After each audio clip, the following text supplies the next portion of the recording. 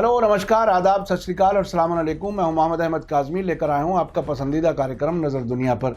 आज की सबसे बड़ी खबर यह है कि यमन की हूथी फ़ौज ने सऊदी अरब की सबसे बड़ी तेल कंपनी आरामको के 2 तेल कारखानों पर ड्रोन से हमले किए हैं। हमला इतना बड़ा है कि दुनिया की सबसे बड़ी तेल कंपनी का 50% तेल उत्पादन बंद कर दिया गया है। इस बीच अमेरिका के राष्ट्रपति डोनाल्ड ट्रंप ने सऊदी अरब के क्राउन प्रिंस मोहम्मद बिन सलमान को फ़ोन करके अपनी मदद की यकीन दहानी की है।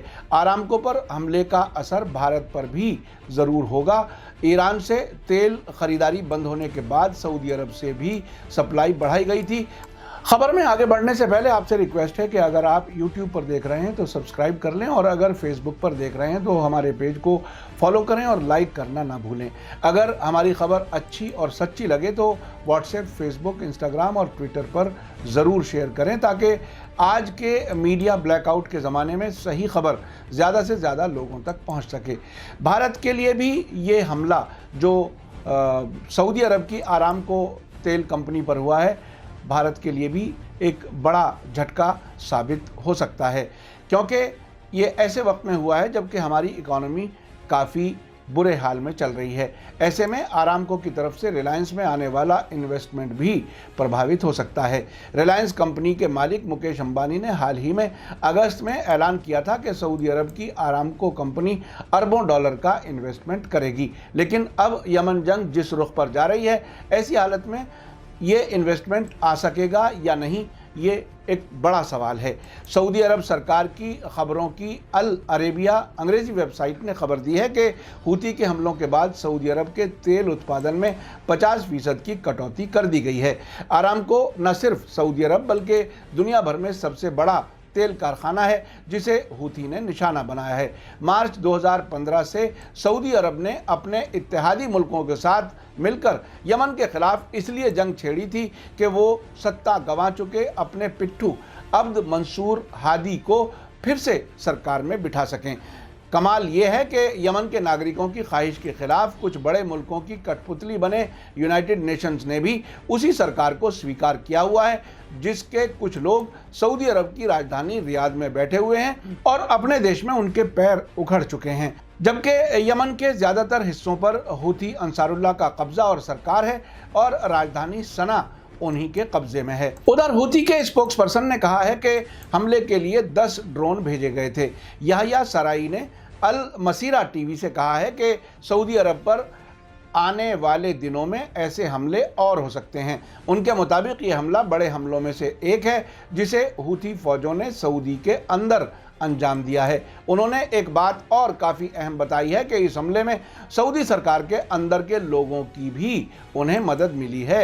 यानी सऊदी अरब के अंदर ऐसे लोग हैं जो यमन के हूथी को मदद कर रहे हैं, लेकिन सऊदी ऑफिशियल ने हूथी के दावे पर कोई कमेंट नहीं किया है। सऊदी प्रेस एजेंसी के मुताबिक औद्योगिक सुरक्षा बल यानी इंडस्ट्रियल सिक्योरिटी फोर्स की टीम ने सुबह 4 बजे बकीक और खुरैस में आरामको के 2 तेल कारखानों में आग बुझाने का काम शुरू किया। सऊदी अरब के ईस्टर्न प्रोविंस में दहरान से 60 किलोमीटर साउथ वेस्ट यानी दक्षिण पश्चिम में बकीक है, जबकि यहाँ से 200 किलोमीटर दूर खुरैस है। बकीक तेल रिफाइनरी में हर दिन 70 लाख बैरल कच्चा तेल पैदा होता है। आरामको का कहना है कि ये दुनिया का सबसे बड़ा कच्चे तेल का स्टेबलाइजेशन प्लांट है।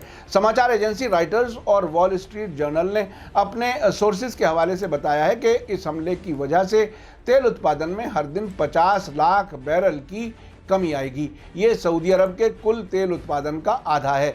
सऊदी के सरकारी मीडिया का कहना है कि इस हमले में दोनों कारखानों में ज़बरदस्त आग लग गई। वीडियो फुटेज में साफ दिख रहा है कि आरामको की सबसे बड़ी रिफाइनरी वाले इलाके बकीक के ऊपर धुएं के गुबार और आग की लपटें हैं। दूसरा ड्रोन हमला खुरैस तेल इलाके में हुआ है और वहां भी आग लग गई।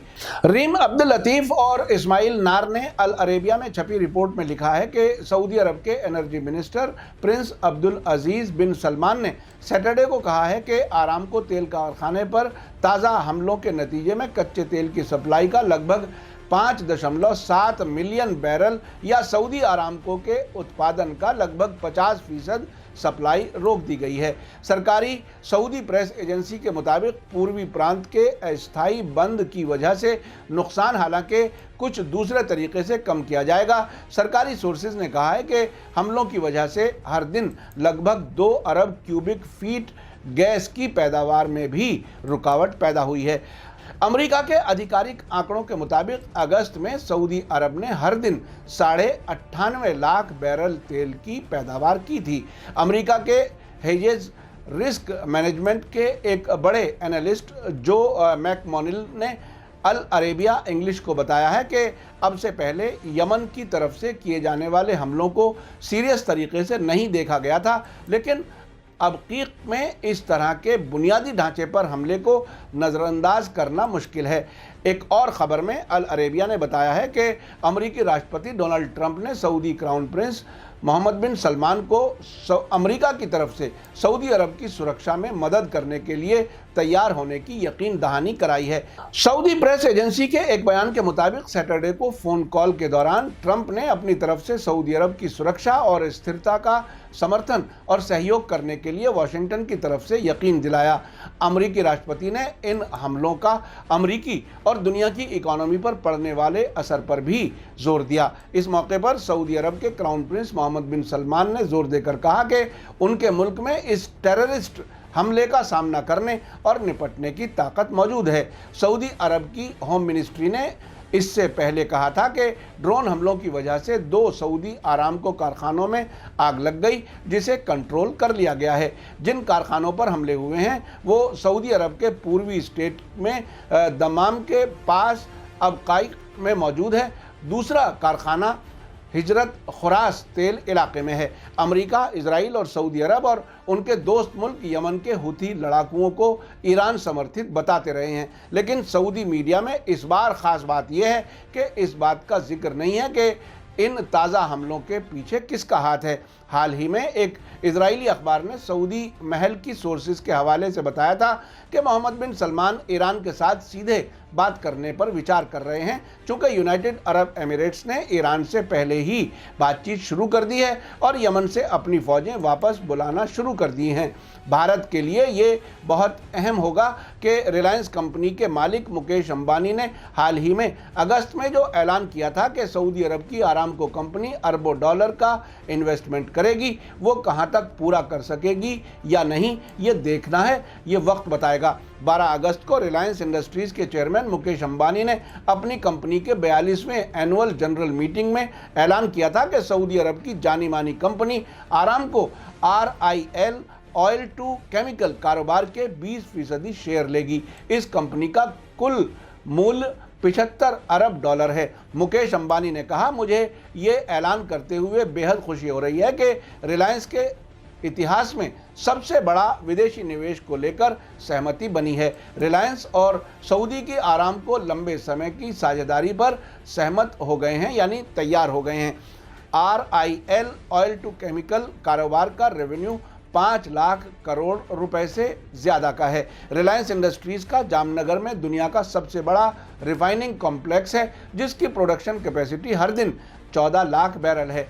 तेल व्यापार से जुड़े लोगों का कहना है कि मुकेश अंबानी की रिलायंस और आरामको की डील को दुनिया के सबसे बड़े तेल उत्पादक देश सऊदी अरब और सबसे बड़े ऊर्जा उपभोक्ता यानी एनर्जी कंज्यूमर में से एक भारत के बीच काफ़ी अहम माना जा रहा है। आरामको दुनिया की सबसे ज़्यादा मुनाफा कमाने वाली कंपनी है। पिछले साल आरामको को लगभग 111 अरब डॉलर का मुनाफा हुआ था।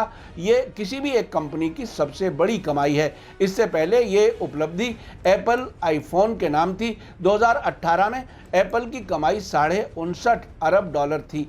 उसके साथ ही दूसरी तेल कंपनियां रॉयल डच, शेल और एक्सॉन मोबिल भी इस रेस में बहुत पीछे हैं। दूसरी तरफ मुकेश अंबानी एशिया के सबसे अमीर व्यक्ति हैं और भारत में उनका कारोबार कई इलाकों में फैला हुआ है, इसलिए भी दोनों के गठजोड़ को काफ़ी अहम माना जा रहा था। ईरान के पारस टुडे के एक लेख में कहा गया है कि यमनियों के ड्रोन हमलों से बौखलाए ट्रंप को फिर से दुधारू गाय यानी सऊदी अरब की याद आई है। उन्होंने सऊदी क्राउन प्रिंस मोहम्मद बिन सलमान को एक बार फिर यकीन दिलाया है कि वाशिंगटन सऊदी अरब की रक्षा के लिए तैयार है। इससे पहले अमेरिकी राष्ट्रपति डोनाल्ड ट्रंप सऊदी अरब को दुधारू गाय बता चुके हैं। उन्होंने अपने एक चुनावी प्रचार में जोर देकर कहा था कि सऊदी अरब की शाही व्यवस्था यानी जो किंगडम है, जो बादशाहत है, अमेरिका के समर्थन के बिना 2 हफ्ते भी नहीं चल सकती। इस बीच अमेरिकी विदेश मंत्री माइक पोम्पियो ने ईरान पर इल्ज़ाम लगाया है कि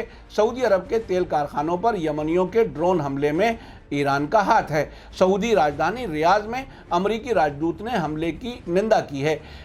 अब तक की रिपोर्टों के मुताबिक यमनियों ने सऊदी अरब के हमलों के जवाब में कभी भी रिहायशी इलाकों और आम नागरिकों को निशाना नहीं बनाया है, जबकि सऊदी अरब आए दिन यमन के आम नागरिकों को निशाना बनाता रहता है। 2015 में शुरू की गई जंग में अस्पताल, स्कूल, बाजार, कारखाने, शहरों के बाहर नागरिकों की ज़रूरतों के लिए रखे गए सामान जो गोदाम होते हैं उन तक को तबाह किया गया है। सऊदी अरब के ज़रिए यमन के बंदरगाहों और एयरपोर्टों पर पाबंदी लगाने की वजह से वहां आम नागरिकों की रोज़मर्रा की ज़रूरत का सामान भी और दवाएं भी नहीं पहुंच पा रही हैं। दिलचस्प बात यह है कि अमेरिका, इजराइल और दूसरे वेस्टर्न कंट्रीज सऊदी अरब के ज़रिए शुरू की गई जंग में हथियार मुहैया करा रहे हैं, उस पर सभी अंतर्राष्ट्रीय संगठन और ह्यूमन राइट्स संस्थाएं खामोश हैं। लेकिन अब सऊदी अरब और यमन के बीच जंग जिस तरफ रुख इख्तियार कर रही है, ये कह पाना मुश्किल है कि अमेरिका या कोई भी देश यहाँ सीधे तौर पर जंग में कूद सकेगा। अभी हाल ही में ईरान के जरिए अमेरिकी ड्रोन गिराए जाने के बाद यमन के हूथियों ने भी 2 अमेरिकी ड्रोन गिराए हैं। हिजबुल्लाह और हमास के जवाबी हमले और इजरायली ड्रोन को गिराए जाने के वाक़यात भी कई बार हो चुके हैं। सवाल यह है कि क्या सऊदी अरब यमन के हूथी से बातचीत करेगा, लेकिन बातचीत किसके ज़रिए कराई जा सकेगी, ये भी एक बड़ा सवाल है। जो बड़े देश और इंटरनेशनल ऑर्गेनाइजेशंस हैं वो तो अब तक हूथियों की मुखालिफत करते रहे हैं। मेरा कार्यक्रम आपको कैसा लगा कमेंट्स में ज़रूर लिखें। इसी के साथ मुझे दीजिए इजाज़त। धन्यवाद, शुक्रिया, थैंक यू। जय भारत, जय हिंद।